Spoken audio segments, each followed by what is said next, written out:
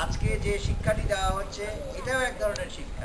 যদি তোমরা মহানবীর অনুসারী হও, আমরা যদি মহানবীকে মেনে এই কাজগুলো করি, তাহলে মৃত্যুর পরে আমাদের দেখা হবে মহানবীর সাথে।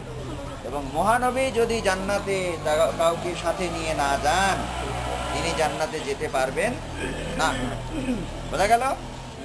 মহানবী যদি জান্নাতে না নিয়ে যান সাথে করে, তাহলে কেউ জান্নাতে যেতে পারবেন না। আমরা কি জান্নাতে যেতে চাই না জাহান্নামে যেতে চাই? জান্নাতে যেতে চাই। তাহলে আজকের এই প্রোগ্রামের উদ্দেশ্য, আজকে এই দেখার উদ্দেশ্য আমাদের শুধু রক্তের গ্রুপ জানা না, এটা প্রমাণ করা যে আমরা একজন আরেকজনের উপকার করছি, আর আমরা কিছু আজকে শিখছি। সেই শেখাটা মহানবীর জন্য শিখছি, মহানবীর সাথে যাতে আমাদের বন্ধুত্ব বাড়ে, তাকে যাতে আমরা অনুসরণ করতে পারি, সেই শিক্ষাটা আমরা আজকে মনের মধ্যে গেঁথে নিচ্ছি। যে আজকে হামজা ফাউন্ডেশন কর্তৃক আয়োজিত এই ফ্রি ব্লাড গ্রুপিং কর্মসূচি 2012-র উদ্বোধন ঘোষণা করে আমি আমার বক্তব্য শেষ করছি।